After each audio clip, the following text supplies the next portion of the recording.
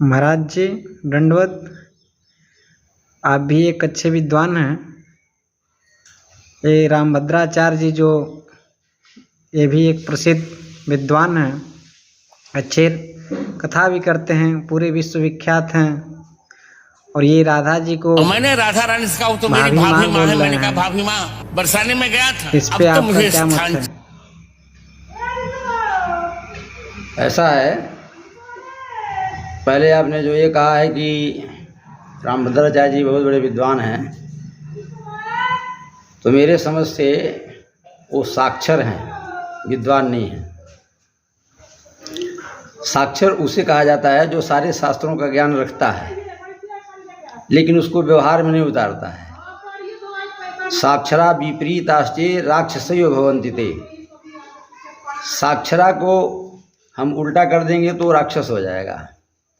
साक्षर लोग, जैसे रावण बहुत पढ़ा लिखा था लेकिन वो राक्षस था, क्योंकि शास्त्रों के बाद का वो जो है निधिध्यासन नहीं करता था। हमारे यहाँ विधान बनाया गया है कि पहले उसको पढ़िए, श्रोतव्यो मंतव्यम, और उसका मनन करिए और फिर निधिध्यासितव्यम, उसको व्यवहार में उतार लीजिए। तब उसे सरस कहा गया है, सरस ज्ञानी कहा गया है। सरस विपरीताश्चे सरसैव न विमुच्यते। सरस को उल्टा सीधा किसी भी तरह से पढ़ेंगे तो सरस ही होगा। विद्वान सारे शास्त्रों को पढ़ लेने वाला आदमी विद्वान नहीं हो सकता है, साक्षर हो सकता है। बताया गया है कि सर्वशास्त्र निपुणैः सर्वशास्त्र विशारदैः विद्या वैखरी केवलम तु झरी न तु मुक्तये केवलम तु भुक्तये। वो आदमी भुक्ति के लिए, खाने पीने के लिए, ऐश आराम करने के लिए, साधन, सांसारिक साधन बनाने के लिए वो पढ़ लिख करके विद्वान हो जाए और कथा सुना ले, अलग का विषय है, लेकिन वो मुक्ति के लिए नहीं होता है। विद्वान या विद्या से संयुक्त विद धातोः विद्या शब्दस्य निष्पत्तिर्भवति। विद्या का मतलब हुआ सा विद्या जा विमुक्ते, जिससे मुक्ति मिल जाए उसको विद्या कहते हैं और उसे विद्वान कहते हैं। रामभद्राचार्य जी शास्त्रों को चाहे जितना भी पढ़ लें कह लें, मेरे समझ से, या जितने भी जो ज्ञानी हैं, जो भावुक संत हैं, उनके दृष्टिकोण से वो विद्वान नहीं हो सकते, साक्षर हो सकते हैं, क्योंकि नाना तरह के बंधनों में वो फंसे हैं। कहीं जाति का बंधन है, कहीं जो है छुआछूत का बंधन है, कहीं ऊंच नीच का बंधन है।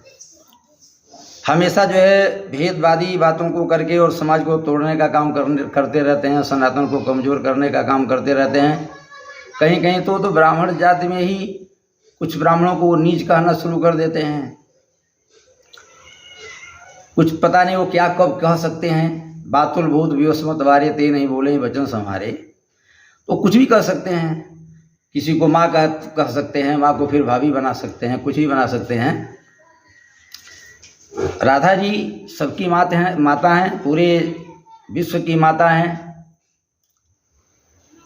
भगवान श्री कृष्ण पूरे विश्व के पिता हैं। तुम ब्रह्मादि जनक जग स्वामी, वो तो ब्रह्मा आदि के भी पिता हैं, और वो राधा माता जी जो हैं वो पूरे विश्व के ब्रह्मादिकों की भी वो माता हैं। इसलिए उनको इतना जो अशोभनीय शब्द है, अशोभनीय शब्द से उनको जो संबोधित करना, ये विद्वान की बात नहीं हो सकती। तो रामभद्राचार्य जी ने जो भी कहा है वो कुछ भी कह सकते हैं, और उनका कहना जो है किसी अच्छे संत को या अच्छे विद्वान को अच्छा नहीं लगता है। और वैसे अपने को कुछ ही बोलते रहें, वो नारकी जीवन जी रहे हैं। नारकी जीवन उसी को कहा जाता है जिसमें नाना तरह का भेद हो, कहीं जाति का भेद हो। वो तो अपने को कभी ब्राह्मण मान लेते हैं, ब्राह्मणों में उत्तम ब्राह्मण मान लेते हैं, कभी सन्यासी मान लेते हैं, कभी बैरागी मान लेते हैं, अपने को कभी जगत गुरु कह लेते हैं। तो उनका पहले तो ये पता ही नहीं है कि वो वास्तविक में क्या है, इसलिए उनको विद्वान नहीं कहा जा सकता, उनको साक्षर कहा जा सकता है। जय श्री राम।